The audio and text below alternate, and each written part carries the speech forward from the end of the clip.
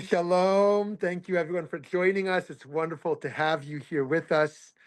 We are very excited at Originated to have this learning today, the great scholar.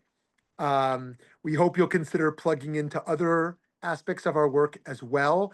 If you live in DC, we have our big launch event of our DC office on Tuesday. And if you are a college student, we are currently finalizing our recruitment for our campus fellowship. So please reach out to us for that. And we need all kinds of humanitarian supplies for our shower project. We need undergarments and socks and shampoo and conditioner and towels, anything you can do there. And many other ways that you can plug in with us. Info at utzedek.org. Please reach out to us. If you don't follow our social media already on Facebook and X and TikTok and LinkedIn and everywhere else and Instagram, please do. And with that, I will turn towards our programming today. Some of our learning is issue-based, where we want to get expertise on relevant issues of the day. And some of it is diving into Torah and into texts so we can deepen our Jewish knowledge and wisdom around the complexity of social issues and moral issues today.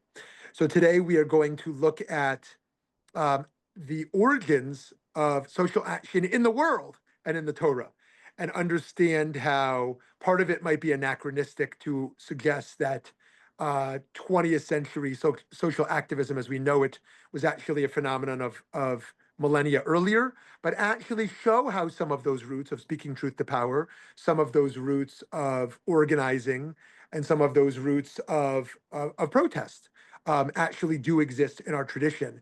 And as Rabbi Sachs and Rabbi Cardozo have made well known, that Judaism is not a religion of submission, but fundamentally a religion of protest, fundamentally a religion of swimming against the tide.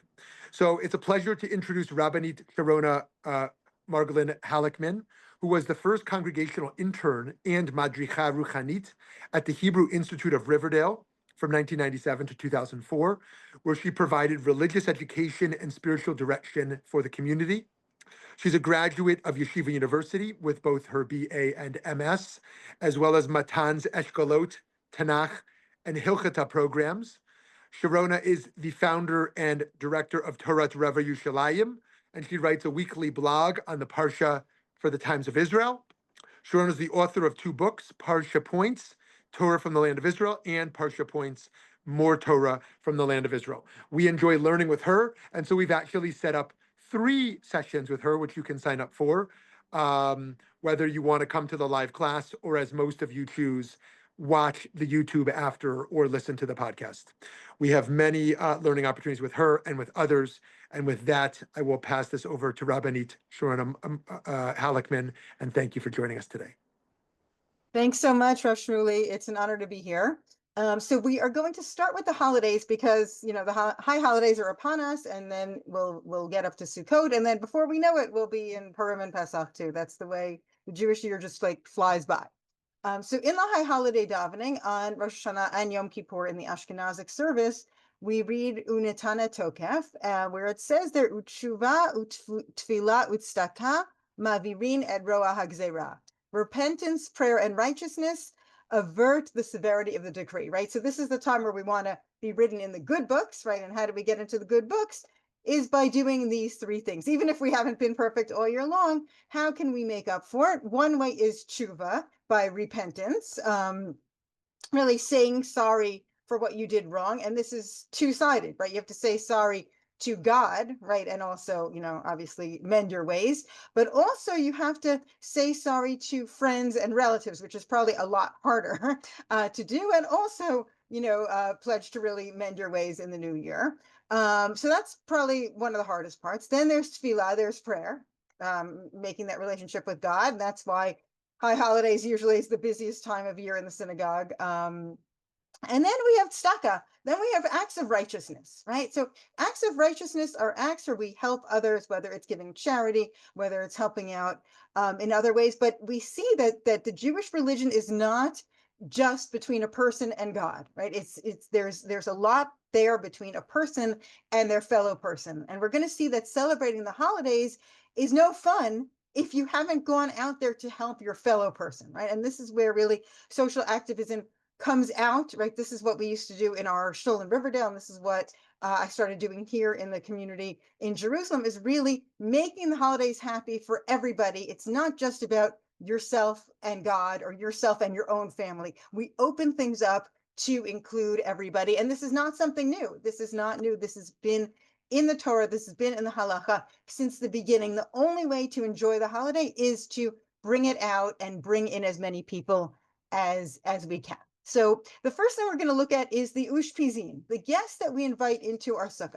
Now, not everybody does this, but a lot of people do start their meal with this phrase where they actually say "Azmin lesudati," I'm going to invite to my meal ushpizin ilaim, these special ushpizin, these special guests. And who are they? Avram, Yitzchak, Yaakov, Moshe, Aaron, Yosef, and David, right? Biblical characters, okay? Now, some people have modern lists of ushpizin where they have the forefather and his wife, right? So Avram and Sarah, Yitzchak and Rivka, etc. Some people say, we want to pick 7 men. We also want to pick 7 women. There's 7 prophetesses from the Tanach that they take. There are people that say, no, we want to have modern people. Let's have Golda Meir. Let's have Nechama Leibovitz. Whatever it is. People want to have these ushpizin, and they put up signs, and it's all very nice. But these are imaginary guests, okay? When we're doing social action, we don't just put up imaginary guests and then eat the meal with our family. We have to bring in real guests, right? That's really the challenge of the holiday. To enjoy the holiday is to make your family happy, but also to make everybody else happy. And if you look at some of the liturgy that goes with this, right? Some people just do the one line, but there's actually other liturgy that I found that people do say in the sukkah. And it goes something like this: sit, you lofty guests, sit, your holy guests, sit, you guests of faith. Worthy is Israel's portion. Okay, so there's, come in and sit in the sukkah. And then the next part says, may it be your will in front of you, Lord my God and God of my fathers, that you have your divine presence rest upon us, right? So that's the whole idea of the sukkah, is that God is protecting us, right? We're outside, we're under the branches, we have no locks on our doors or anything. God is out there protecting us, just like God protected us in the desert. That you spread out your sukkah of peace upon us, and the merit of the commandment of sukkah that we are fulfilling in order to unify the name of the Holy One. Blessed be he. And let your ears pay heed to many blessings of the lofty guests, the guests of faith, and give the hungry and even the thirsty their bread and their dependable water. Right? So it's not just about imaginary guests. No, we have to bring in the people that are hungry and thirsty. They need to be in the sukkah. They need to be invited for the meal. Our holiday can't be happy if we know that there are people that cannot properly observe the holiday because they don't have food. And make the sealing of judgment good for us, and give us the merit to dwell many days upon your ground. Now, a lot of people don't realize Sukkot, the end of Sukkot, right? Hoshana Rabbah, that's the day that the gates close, right? A lot of people think it's just from Rosh Hashanah to Yom Kippur, and that at Ne'ilah, which means locking, that we're closing the gates and that's it. And we can't continue in the process of repentance. But actually it ends on Hoshana Rabbah, which means that it's not just about standing in the synagogue and fasting and praying all day, but it's actually the action of celebrating Sukkot, having people over, having people for the meals, having people that wouldn't normally have food. But it's beyond that.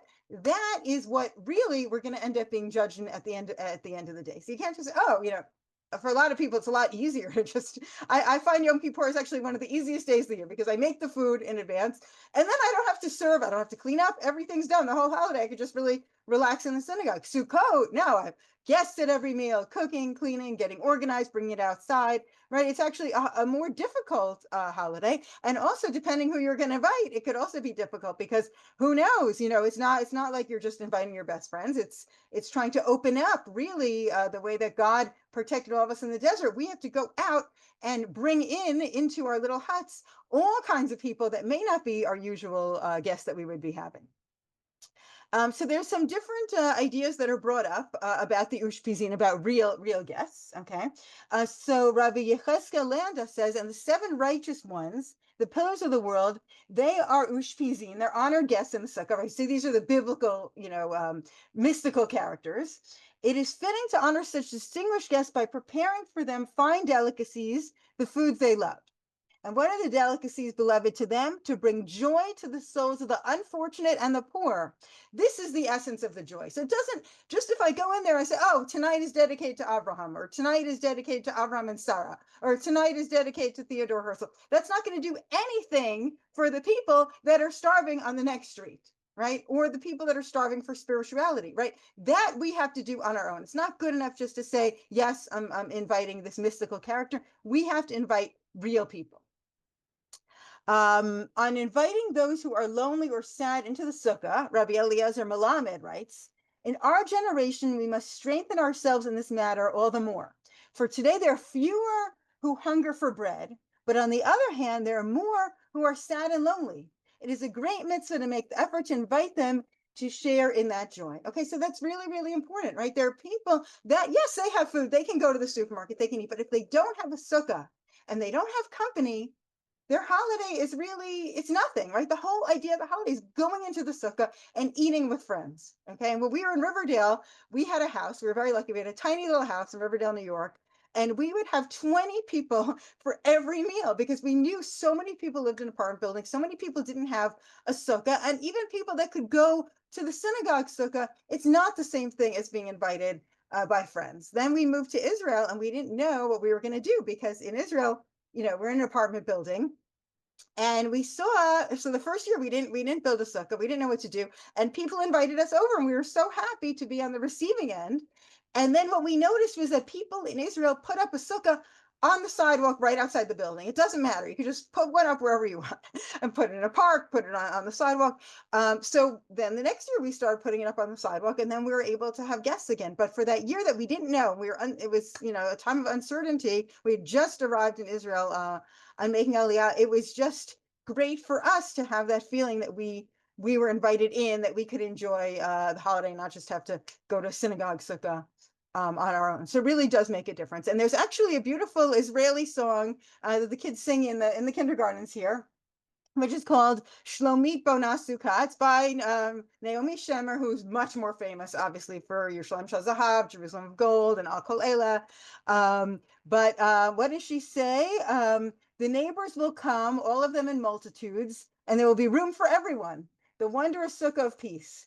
How good and how pleasant Shlomit has built a sukkah of peace, right? It's really beautiful, right? This song is sung by religious, non-religious. Everybody loves the idea of celebrating the holiday, building the sukkah, inviting friends, decorating together.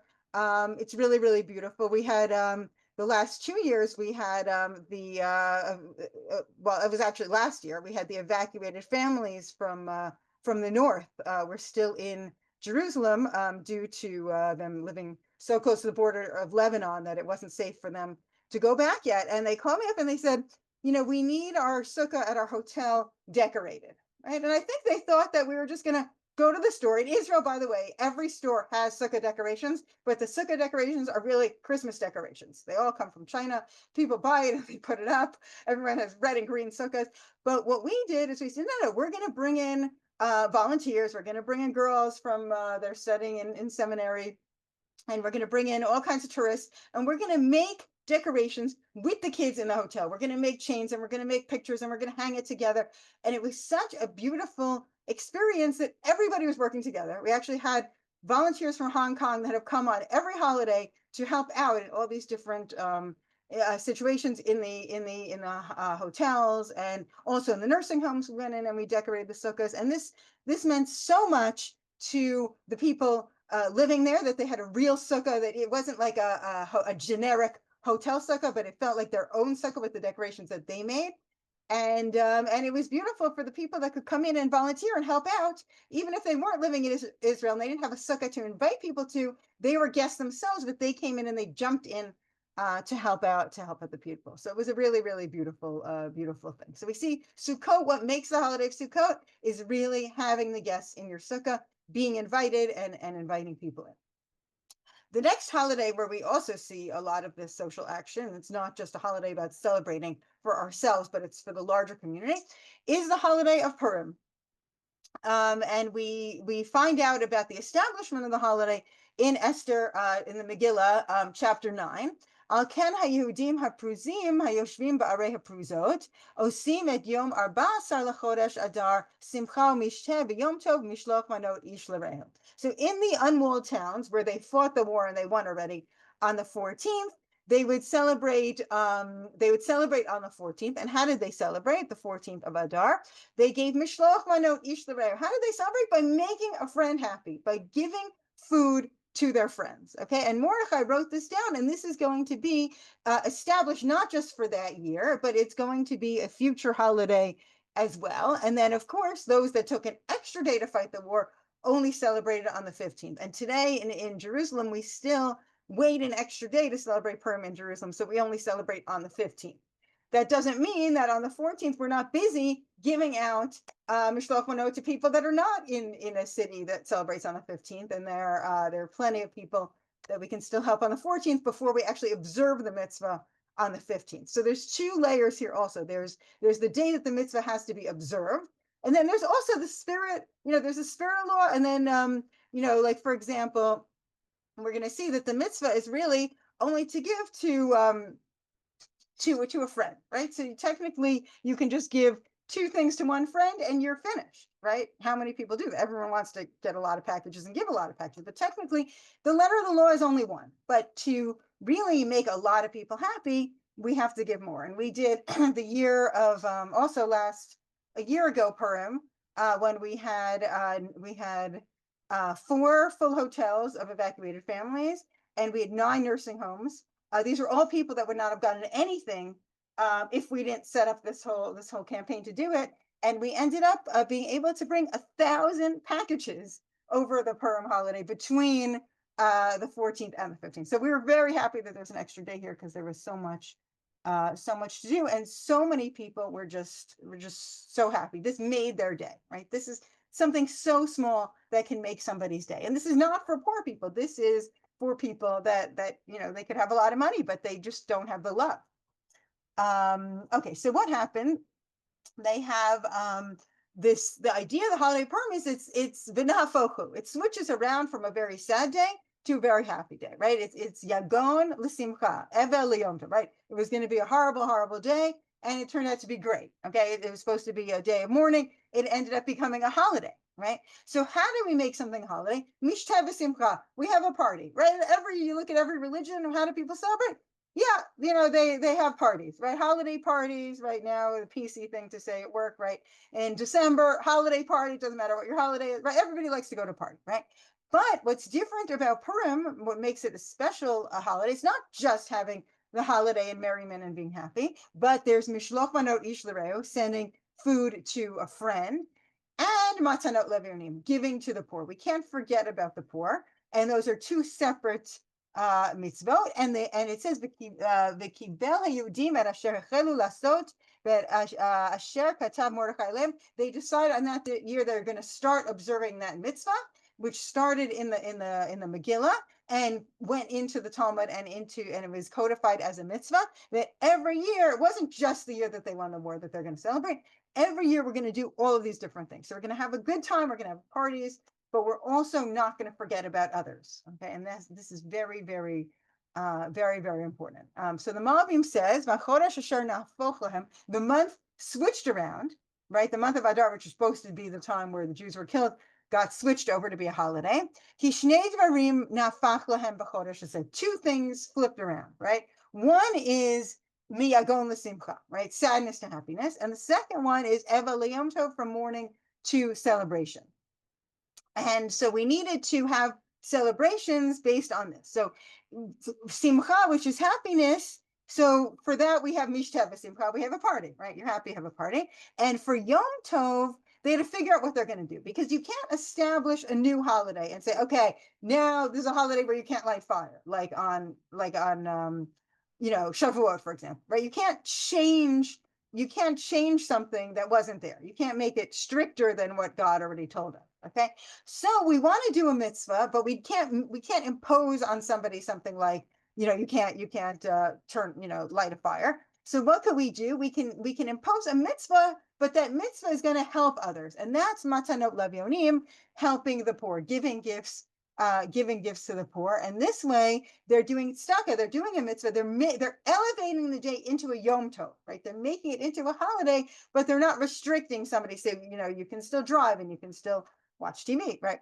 All those fun things, but you also don't forget about the poor. We're elevating this day into a higher level. Now, most people are so used to Mishloach Manot being from Purim, and they have no idea that Mishloach Manot in biblical days, giving gifts to friends on holidays, was something that was done on the holidays. Okay, this was something that was done in the book of Nehemiah when the Jewish people came back to Israel in time to start building the second temple.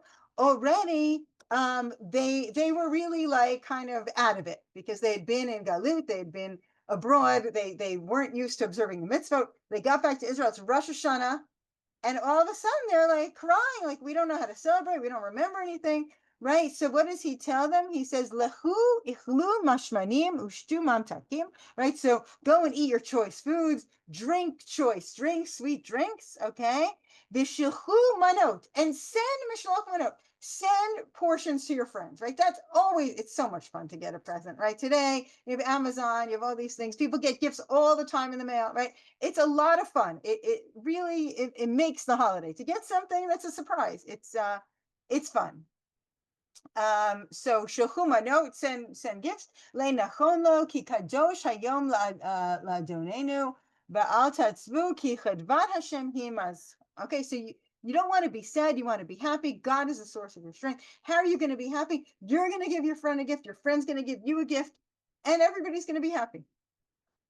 And the Gemara in Megillah says that the Gemara says matanot levyonim, gifts to the poor. Tani Rav Yosef, mishloch manot ish l'reu, shtei manot l'ishachad. So mishloch manot is 2 gifts for one person. Matanot levyonim, shtei matanot l'shnei bnei adam. You're going to give 2 gifts to 2 people, which means that you're going to give more to the poor than you're going to give to friends. And this is something that really has to be reminded, because a lot of people think about, I have 10 neighbors, I have three teachers, and then I have the kids from the class and whatever it is, and they forget that the poor people are the ones that really need it. We need to make them happier than the people that are going to get 10, 20 baskets. So manot are minei ma'adanim, different types of food. So it has to be food. You can add other stuff too, but it has to be food. And then it says in the Rambam, Mishnah Torah, you have to give it out on Purim because you want to make them happy on that day. And pochatim mishnei anim, and you can't give less than 2 poor people. Noten l'kol echad matana achat o ma'ot o minei tavshil, right? Give them money or give them types of food, right? And this way, and you should be stricter about making sure that you give more for the poor than you would have to give given your friends. Mutav la'adam harbot matanot le'avinim, should give even more to the poor. And more than if you would have had in your Seudah and in your Mishloach Manot, right? So some people spend a fortune on their meal and a fortune on their friends' packages. I mean, packages, I heard that in California now, it could be like people could spend $150 just to give a gift to a friend, which is crazy. I mean, that's crazy. But then when it comes to the poor, it's like, okay, I'll give $2, right? That's not what it should be. It should be the opposite. You should be thinking more of the poor and also thinking more of people that wouldn't get a package otherwise. There's a woman that told me that she likes to give to our campaign in the nursing homes every year because those are people that would not get anything. Like literally we get them, stuff that they're able to eat, applesauce and, biscuits and things like that. And she said that when she was in school, nobody gave her. It was very sad. Like she's like 50 years old now, and she still remembers being in school and that nobody gave her. And she said that she wants to make sure that these people have at least one package. So this is what really sticks out in somebody's mind a lot more than what they do get is what they don't get. And what does the Rambam say about that? L'samech lev aniyim, make the poor people happy. Yitomim, orphans, almanot, widows, gerim, converts, all the people that may not have, a big network that are going to help them out. These are the ones that need it. When you make somebody in one of these categories happy, that's really downtrodden, you make them happy, you are like the divine presence. Okay, this is like being being like God. And we're going to see this a little bit later, that there are different ways that we can be like God. And that's what social action here is going to be all about, is that we have to be like God. God is not going to throw things down from the sky. God is expecting us to do it. Okay, and the Mishnah verse says, yes, you should give more to the poor than to the other people. Now Rashi says that what's interesting is, let's say everybody's poor. Let's say a few people are poor. What do? You still have to give to the poor, right? Or you still have to give Mishlach Manot. So what do? You can switch meals. So instead of whatever you would have given for your own meal, you'll give him that meal, and then he'll give you his meal, and that way you've given each other. Okay, another holiday where we have thinking about others. Okay, and also a lot of people just kind of are narrow on the holidays, and they just think of their friends and family. But really, in Pesach, people don't even realize, because they say this in Aramaic, you're actually inviting people without realizing it. Okay, and when is this done? We have the prayer called Halachmanya. Okay, this is the bread of affliction. What do? We open up we uncover the matzahs, okay, and we show everybody at the table what we have there. This actually was originally done by opening the door, right? We all know that we open the door for Eliyahu, right, later in the Seder, right, and we welcome Eliyahu in.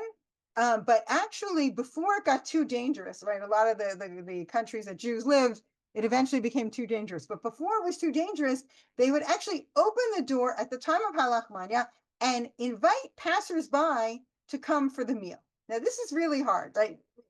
Most places it's better if you say, okay, we're having a community Seder, whoever wants to come, sign up. Or you look around, your shul or your community, or you call people that you think may be alone, right? It's much better to do this in advance. But, we're talking about times before they had any kind of communications and whatever it was. So it could be that there were just people that were randomly walking around looking for a Seder. And that's why we say here, Halachmanya, this is the bread of affliction, that our fathers ate in Egypt. Whoever wants, come in and eat. If you need it, come on in, right? So this is very interesting. You're basically opening up your door and you're telling whoever's still hungry, come on. You don't have a place for Seder, come on, right? And then you say Hashta Hacha, now we're here. L'shana haba b'aretz Yisrael. We hope that next year we're going to be in Israel. Hashta Avdei l'shana haba b'nei chorim. Now we're slaves. Hopefully next year we're going to be free people. Now, of course, today we can be in Israel, but we still don't have the temple, so it's not fully complete. So we still have that wish. And a lot of people still are slaves to their job or whatever else. So people are still slaves in certain ways. So we're not fully free yet. But this is a really interesting idea, because how many people even realize that they're supposed to open the door at this point and invite people in? Better, though, to take this prayer and say, you know what? I'm going to do this in advance. And that way nobody is, getting nervous at the last minute that they have nowhere to go. Okay, now we have the Mishnah in Peah. We have, which we actually incorporate into our prayer service every morning in the brachot that we say in the morning when we wake up. After we say the brachot, we have to learn a little bit of Torah study. So these are what's in there, and I think this is to focus people on making sure that they take care of their fellow person. There's certain things that there's no definitive quality. You can do as much as you can, right? Pe'ah, bikurim. Okay, next month, we're going to be talking about the agricultural mitzvot, right? The mitzvah of Shemitah and the other agricultural mitzvot that are all set up for social action. So we're not going to talk about the agricultural mitzvah now, but just so that you see that they are here. Pe'ah, bikurim, rayon. And then we have gmilut chasadim, okay, acts of loving kindness. There's no shiur, there's no amount, right? You can do a million things if you can, right? If you're able to do it. Talmud Torah, also Torah study, there's an infinite amount you can do. Elu dvarim she'adam ochel perotehem ba'olam hazeh v'keren kayemet lo l'olam haba. There are certain things that you can enjoy in this world, and you'll be rewarded for in the next world. So it's kind of like a double bonus, okay? What are they? Kibud ava'em, honoring your parents. Gmilut chasadim, doing acts of loving kindness. V'hava'at shalom ben adam l'chavero, making peace between a person and their fellow person. The Talmud Torah keneged kulam, and Torah study is parallel to everything, or equal to everything. Now, in our prayer service, we change it a little bit at the end, okay? And I'll just show you the changes here. Okay, so Kibbud Avim, honor your parents, is the same. Gemilut Chasadim, doing acts of loving kindness is the same. Going to the Beit Midrash and studying to go to davening, to go to prayer, morning and evening. Haknasat Orphin, bringing in guests. Bikur Cholim, visiting the sick. Haknasat Kala, making sure that a bride has enough to make the wedding. Leviyat Hamet, making sure that the funerals are taken care of. The Yun Tefillah, and focusing on prayers. So we see that there are extra things thrown in here which weren't in the original, right? Making sure that a bride has enough for her wedding.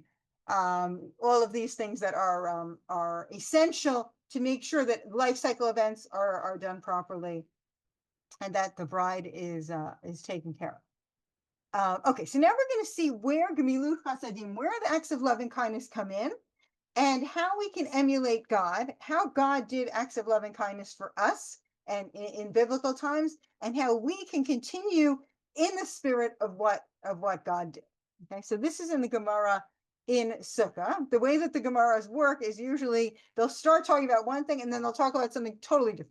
So even though the Gemara is called Sukkah, we don't even see anything here about the Sukkah. Okay. Ma Rabbi Elazar. Rabbi Elazar taught. Gedolah gemilut chasadim yoter min tzedakah. So gemilut chasadim, acts of loving kindness, is better than charity. Okay. And why do we have this? Okay, we see it says b'shlosha dvarim gedolah gemilut chasadim yoter min tzedakah. So there are three areas where acts of loving kindness are even better than giving charity, right? Charity is a lot easier, right? You just take the money, give it, write a check, credit card, whatever it is. Now they have bits and all these different easy pay ways, and you're done. But gemilut chasadim, acts of loving kindness, you're really giving of yourself. It's a much deeper thing. So tzedakah b'mamono, tzedakah you give with your money. Gemilut chasadim ben begufo ben b'mamono, you can give it through your body and through your money. Tzedakah la'aniyim, right? Tzedakah, charity, is only for the poor.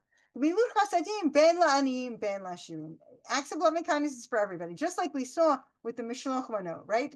Matanot lev gifts for the poor was for the poor, but mishloach manot, right? To give, you could give a wealthy person a basket they may not get from anybody else. Ever say, oh, he's so wealthy, he lives on top of that mountain in that castle, whatever it is. He doesn't need anything. But those are often the people that may need it more.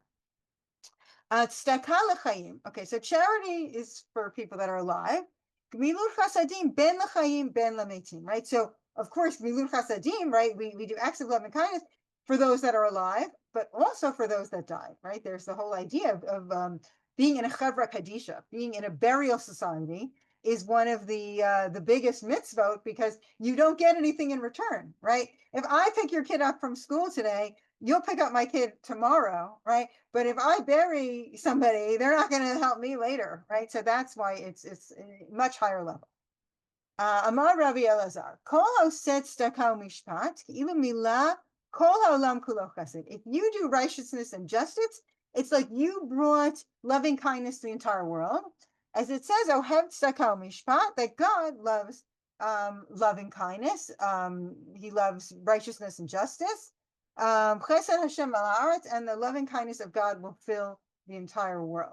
Okay, so God is using us kind of as His emissaries to do these acts of kindness. Okay, the Gemara in Sota also talks about this, and also has nothing to do with the topic of Sota, but it's just a tangent in the Gemara. Amar Rabbi Chama bar Rabbi Chanina. Okay, so Rabbi Chama, the son of Rabbi Chanina, says, "My dictive. Why does it say Acharei Hashem Elokechem telechu, that you should follow in the path of God, right? Ki efshar lo l'adam halech achar shechina. Can we follow in the path of God, right? God, it says Hashem Elokecha esh ochlahu. God is like a fiery furnace, right? How could we be like God, right? Just think about it. Like somebody said, you have to be like God, right? Where would you even start, right? So the Gemara explains how we can be like God. Lahalech achar midotav shel hakadosh baruch hu. We have to act like God. Okay, we have to act like God's attributes. Okay, mahu malbish arumim. God gets the naked dress. Dichtiv vayas Hashem Elokim la'adam b'lishto kutnot or vayalbishem. God got Adam and Eve dressed, right? Afatah havesh aramim. You have to get people dressed because God got people dressed, right? If you remember the story, right? They ate from the fruit. And then it's, oh my gosh, literally, oh my gosh, we don't have any clothing on, right? They grab the fig leaves, right? Which if you've ever seen a fig leaf, they're really big, which are really great for covering up. But of course, a fig leaf is not good long-term because it withers, right? You need real clothing. So God made them clothing that would last. And we too have to clothe the naked. Hagadosh Baruch Hu bikar cholim. God visited the sick, as it says, Vayira elav Hashem be'elonei mamre. God visited Abraham in Elonei Mamre when he was sick after having a circumcision at age 99.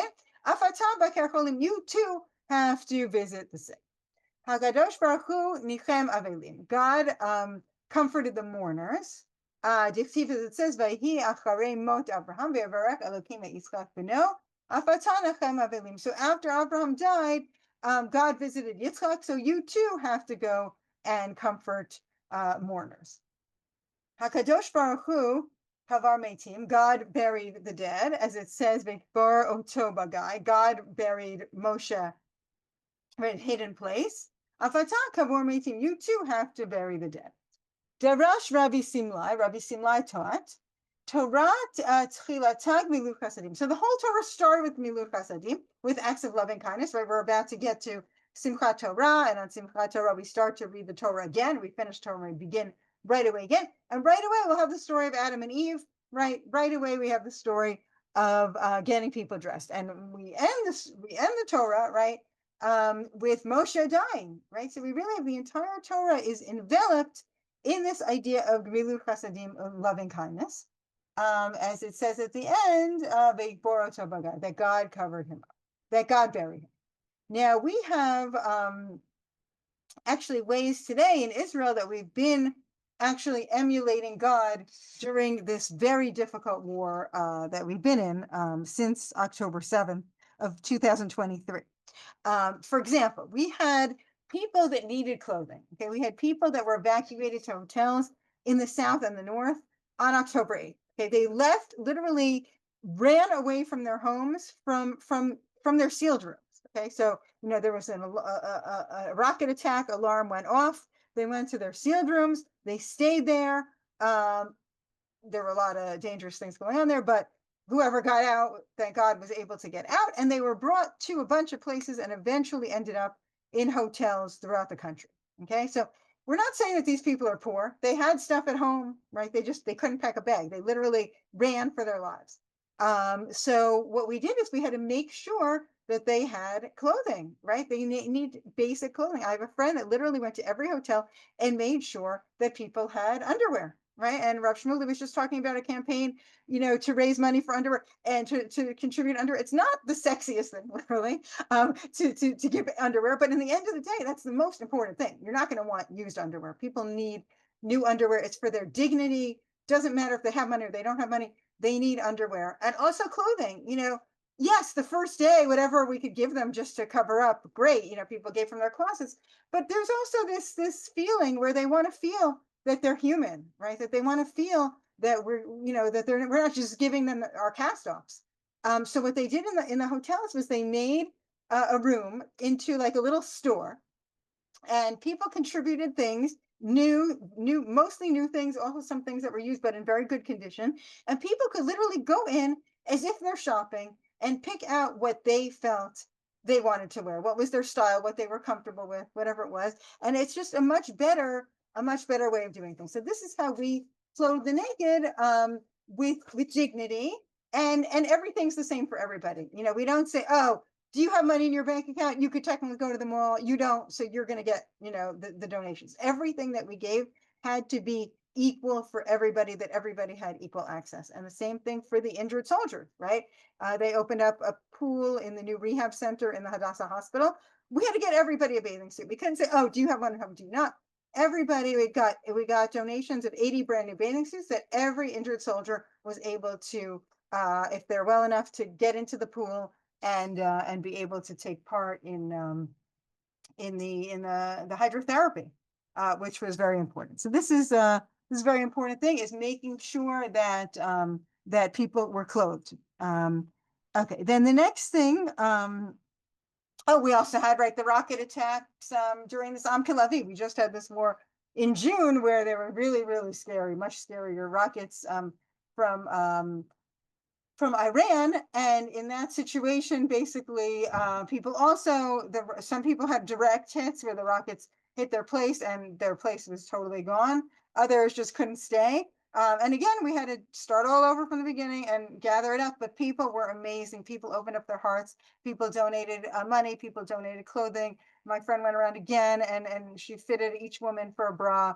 And she made sure there was underwear for everybody. And that was just, the same thing again. We had to make sure that everybody was taken care of. Also for Bikur Cholim, also for visiting the sick, right? We had a lot of injured soldiers, and a lot of them wanted, just people going in and visiting and showing that we care, even though we didn't know them, right? Making sure that they have whatever they need. Actually, one of the highlights for them was actually Lego sets. Putting together Lego sets, helping them with their fine motor skills. They love the superheroes. The soldiers are kind of like superheroes, and they love superheroes putting together all kinds of cool buildings and cars, and that stuff really kept them going. They said they wake up in the middle of the night and they were able to put these Lego sets together. Thank God we were able to give over 100 Lego sets just to soldiers that are in the Jerusalem hospital. And if it helps them get better, then that's great. We also have, for the Nichum Avelim of visiting Shiva houses, right? Going to funerals. And unfortunately, there were many, many funerals and Shiva houses. And, mostly were people that people didn't know. We had a few soldiers from our neighborhood that were killed at the beginning of the war. We didn't know them personally, but we went to the Shiva houses. There were 10, unfortunately, 10 soldiers from our son's school that graduates that were killed, and so some of us went to some of the funerals, but a lot of the family said that they were just happy that people came to the funerals and the shiva, even though we didn't know them personally, but the idea is that we were there for them. One was a British lone soldier, and the mother, people would put up posts, there's a lone soldier, nobody's going to be there. And then so many people went. Everybody's worried that nobody's going to be there. So many people went, and it made a huge, huge difference. It made a huge difference for them to know that people care, right? So those four things that were supposed to be like God, we really, really had to do, unfortunately, during this war, which was making sure that people had clothing, making sure that people that are sick are visited, and making sure that families are comforted, and making sure that everybody was buried in dignity. And there were times where there were a few funerals in a row, because there were a few soldiers that were killed in really in the same fight, whatever it was, and they were just one after the other, or their friends were all in, the friends were all fighting and couldn't come out for the funeral, so they appreciated other people going. So we see from here that today we've seen that for the holidays, social action is a big, big part of the holidays. You can't just have your holiday and just celebrate it by yourself. That's not how it works, right? Rosh Hashanah and Yom Kippur, right? We have what it says in the Tanach Tokef, right? Tshuva, Tefillah, and Stucco. We have to do all three. We have to repent, but that's between God and a person and their fellow person. Can't leave out your fellow person. Prayer to God, and then of course tzedakah, doing righteousness, doing justice, giving charity, helping out. That's Rosh Hashanah, Yom Kippur. Sukkot, inviting people to your sukkah. It's very, very important to, just as God protected all of us in the desert, we have to protect people that wouldn't normally have a sukkah to go to. It doesn't matter, again, rich or poor, if they don't have friends, if they don't have family, if they don't have people that would invite them, that could be the most meaningful thing for them. Purim also, to think of who doesn't normally get mishloach manot or matanot levini, who isn't getting these gifts. Those are the people to give to, right? Local nursing homes, hospitals, soldiers, firefighters, all these people, those are the ones to think about, not the regular list of friends. also them, it depends how many you want to make, but certainly to go beyond your comfort zone. And Pesach also opening up the door, not just Eliyahu, right? Just like the Ushpizin. It's a lot easier to open it up to an imaginary friend, but it's a lot harder to actually open it up to people that you may not know, right? And just say, wait, you're new in town. Do you want to come? Right? Or, I've seen you around, would you appreciate a Seder?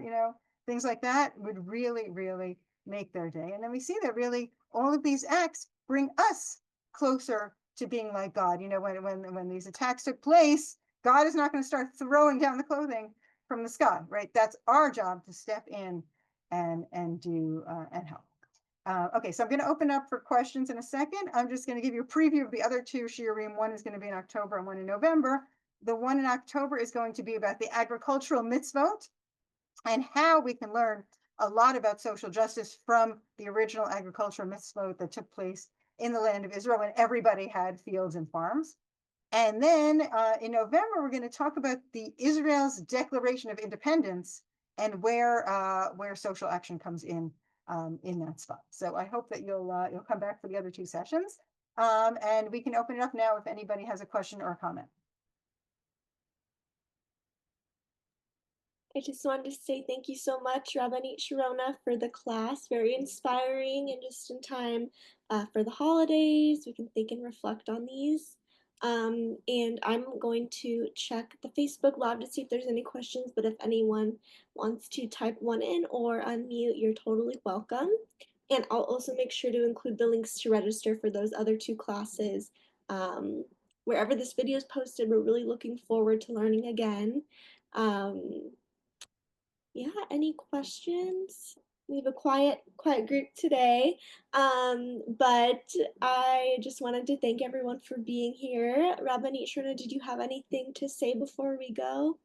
I just wanted to wish you all a happy and healthy new year, and I hope that you'll incorporate some of what we've spoken about into the upcoming holidays.